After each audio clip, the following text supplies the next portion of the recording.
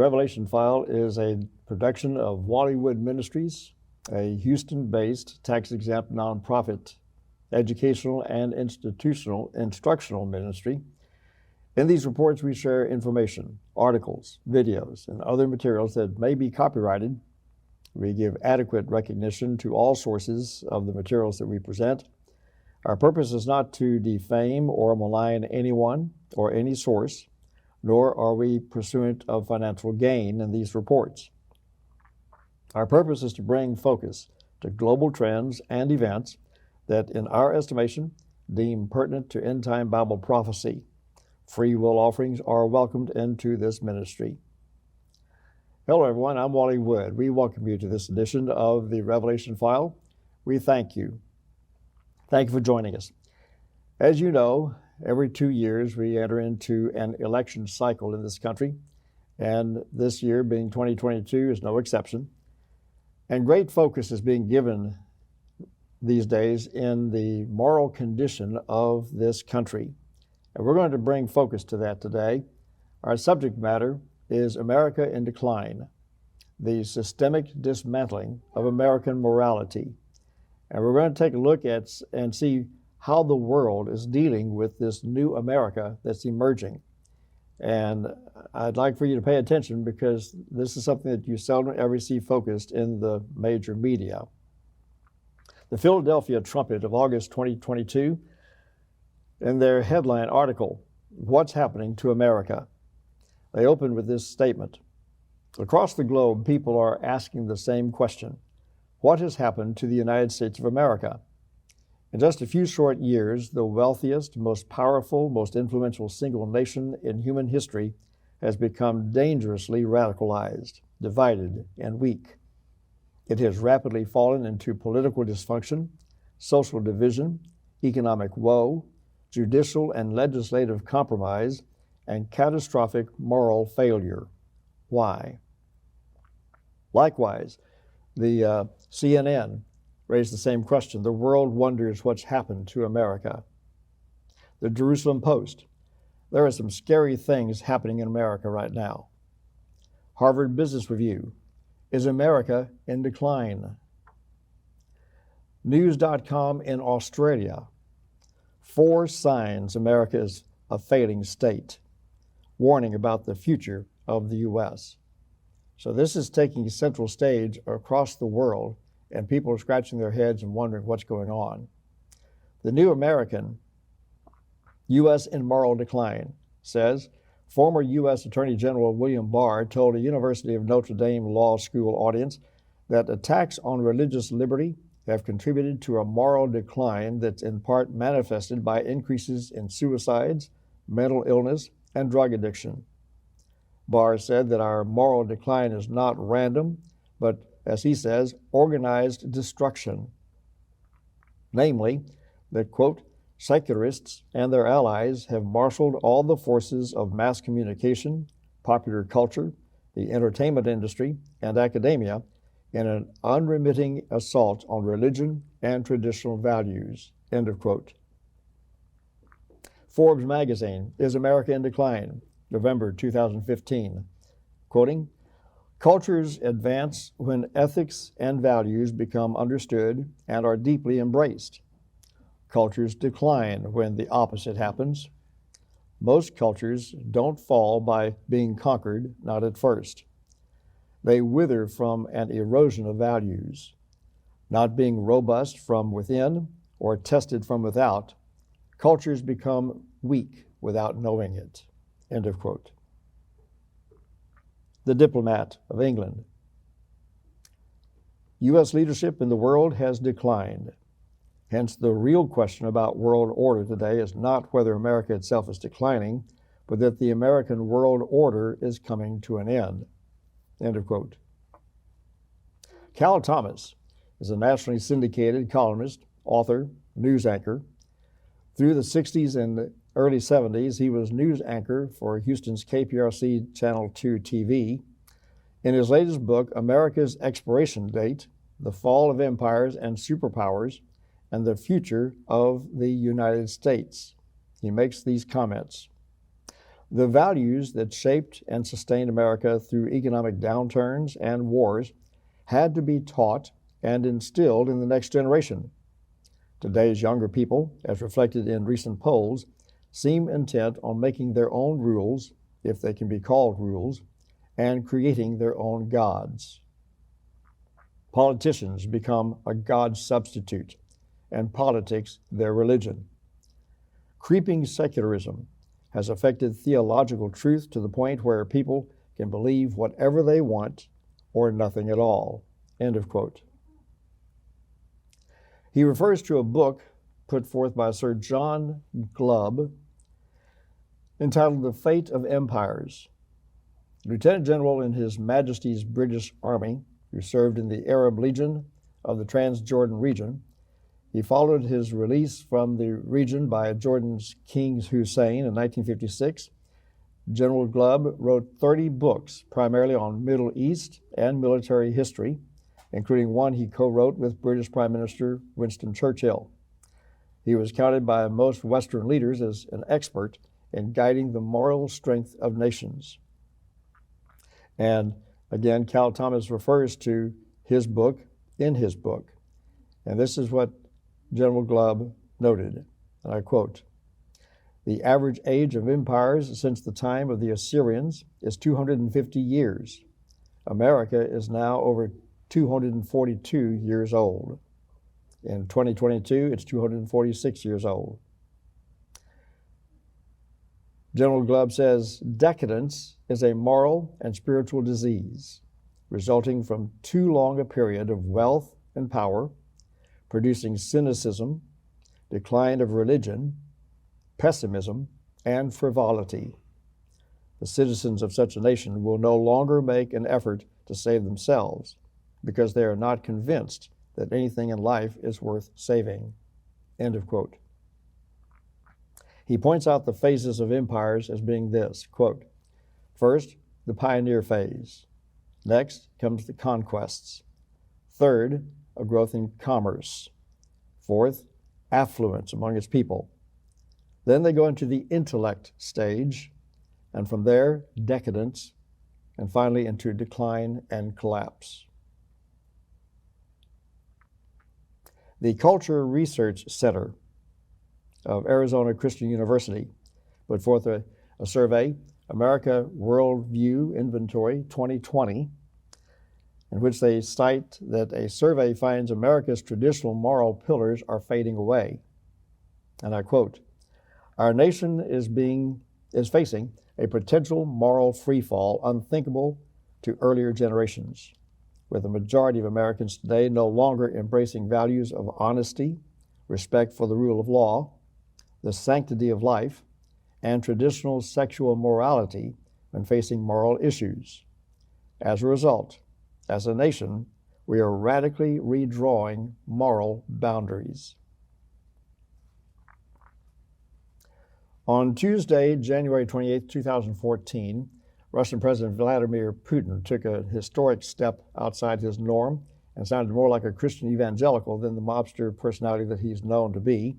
When speaking at a press conference, he made this observation, quoting, "Many Euro-Atlantic countries have moved away from their roots, including Christian values. Policies are being pursued that place on the same level a multi-child family and a same-sex partnership, a faith in God, and a belief in Satan. This is the path to degradation." End of quote. Kind of odd to hear him say that. Putin's observations were followed by those of the head of Russia's Orthodox Church, Patriarch Kirill I, who said to a reporter around that same time frame, and I quote, "Today's Western leaders are engaging in the spiritual disarmament of their people. The general political direction of the Western political elite bears, without doubt, an anti-Christian and anti-religious character.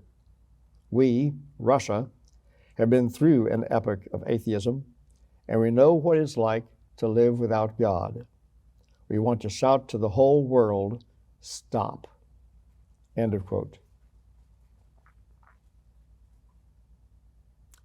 America's liberal turn, a voice from the past, foretold our current condition in the agenda to destroy America.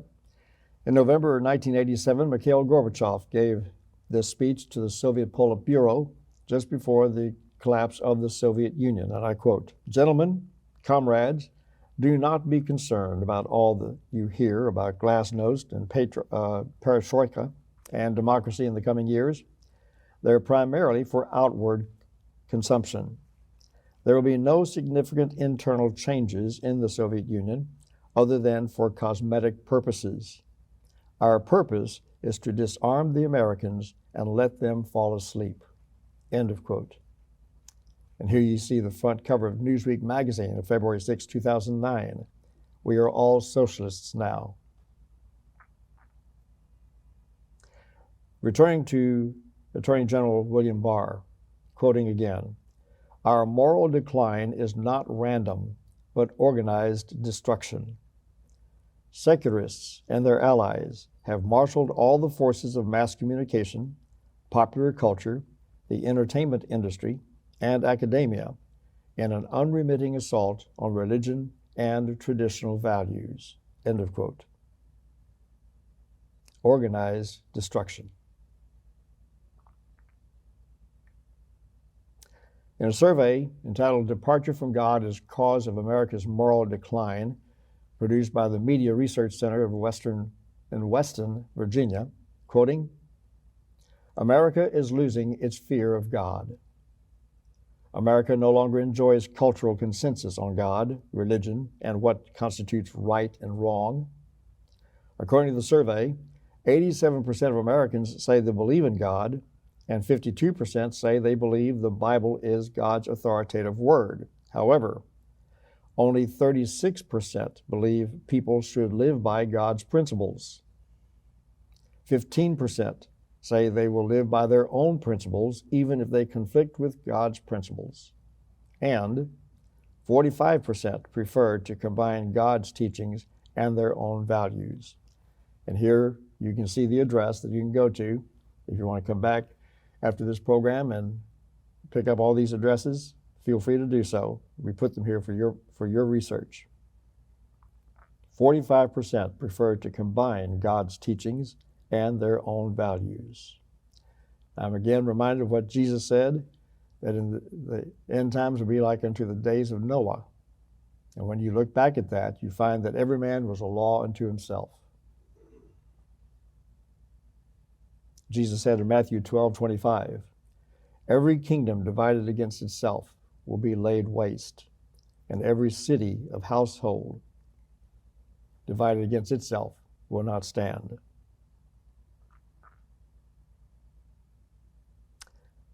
The book by David Klinghoffer, Shattered Tablets, Why We Ignore the Ten Commandments at Our Peril. This was reviewed in the Dallas Morning News and picked up by the Houston Chronicle of August 27, 2007, quoting, Klinghoffer cites the work of noted Baylor University sociologist Rodney Stark, who found that across global cultures, the degree to which individuals believe in a personal God indicates how likely they are to behave morally. You don't have to believe in God to be good, but it demonstrably helps. Klinghoffer identifies the loss of the Ten Commandments as responsible for America's cultural crisis. The loss of the Ten Commandments as responsible for America's cultural crisis. Continuing the quote, "This is essentially the same conclusion reached by the late Philip Reif, an agnostic Jew who was one of the 20th century's most important social critics. Reif, a sociologist whose most important work dealt with psychology and religion, taught that all cultures develop from prohibitions, that is, the creative tension between the commandment, thou shalt not, and the assertive, I will. We now dwell in an anti-culture, according to Reif, in which we no longer feel the pull of old prohibitions against the expression of individual instinct. In biblical terms, we've lost the fear of the Lord.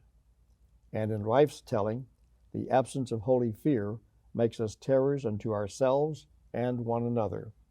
And again, I would direct your attention to the increase of crime in recent times bearing this out.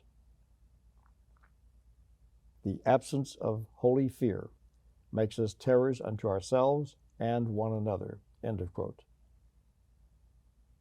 Continuing, how a culture thinks about God will go a long way toward determining how it thinks about other people, writes Klinghoffer.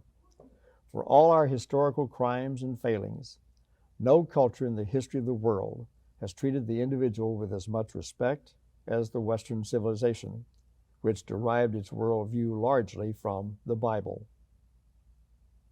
If we lose the image of God as revealed in the laws he declared on Sinai, we will lose the Western image of the human person. And then, many of us think of the Ten Commandments as noble sentiments for simpler days, worthy but naive concepts that we left behind in Sunday school. Funny how the older we get, especially if we have children, the ideas you once dismissed or forgot about turn out to be the most important ones of all. End of quote. And there's the address for the Houston Chronicle, in which you can go and pick up this article. I find it amazing that this would be printed in major media sources as the Dallas Morning News and the Houston Chronicle. So what's happening here? What does it all mean? Where are we going? I refer to Isaiah chapter 18. In the 7 verses of Isaiah 18, the prophet prophesies to a nation in the last days that he defines as, in verse 1, a land of whirring wings, a land beyond the rivers of Ethiopia, who sends its ambassadors by the sea on the surface of the waters, verse 2 says, whose people are tall and smooth, and who are feared far and wide. A nation of strange speech, the NIV version interprets. A powerful and aggressive nation, verse 2 says, whose land many rivers divide. When this nation stands to speak, the world listens, verse 3 says. However, from verses 4 to 6, this proud, strong, influential nation will be humbled in a time of strong, intense judgment. Quoting, before the harvest, verse 5 says, at the time of the end, and from its broken state will be brought into national revival, verse 7 says. Speaking of one nation in the future that was yet to come from the time of Isaiah. In 2018, I put out my most recent manuscript entitled Isaiah 18 to a Mystery Nation in a Distant Time. And in this manuscript, in chapter 1, we review that particular 7 verses of Isaiah 18. In chapter 2, we give forth the great revealing of this unique nation being addressed in that prophetic chapter. In chapter 3, a great nation under supreme judgment. Chapter 4, a broken nation heard before God. Chapter 5, the arrival of revival. And then chapter 6, praying and preparing for revival. And I make it no secret, I'm convinced that this particular chapter of Isaiah is speaking directly to the future United States of America as we know it today, and what awaits this nation in bringing it and preparing it for the return of the Lord before the harvest, the scripture says. The United States of America, it had to have a place in prophecy somewhere because it would occupy much of last day history as it has for over 200 years, the strongest nation in the history of nations. And God directly addresses this country at its moral basis, its moral roots. He's not pleased with it. And he has committed himself, as he did with Israel, to bring this nation to its knees. It's interesting. The first word in Isaiah 18, verse 1, is the word woe, W-O-E. Woe to this nation. Then it describes it and defines it, and then exposes its judgment that's coming. We invite you to request your copy of this manuscript. It's a 43-page document that we will send to you by return email in PDF format, Adobe Reader. All you need to do is request it, and you can go to our address on the screen here, and in our contact page, make your request known to us. If you wish to donate, it goes directly into our PayPal account, and you can donate. We're asking for a minimum of $5, but whatever it is you feel that you wish to donate, please do, but you don't need to. Just request this manuscript and we'll send it to you. It's important to us that especially American Christians understand the status of this country where we are now. It better explains what we're experiencing now with the conflicts that are happening in this country. Why is this country being shaken to its roots? And it will get worse. From this point forward, it's going to get worse. And when you read this chapter, you'll find out how bad it's going to get and what God will have to do to bring this country to its knees. I'm convinced that this chapter does speak to America, and I want every Christian to understand so that we can be better, effective evangelists for the times that we're living in. People were asking questions inside and outside the church. What's happening in this country? Where are we going?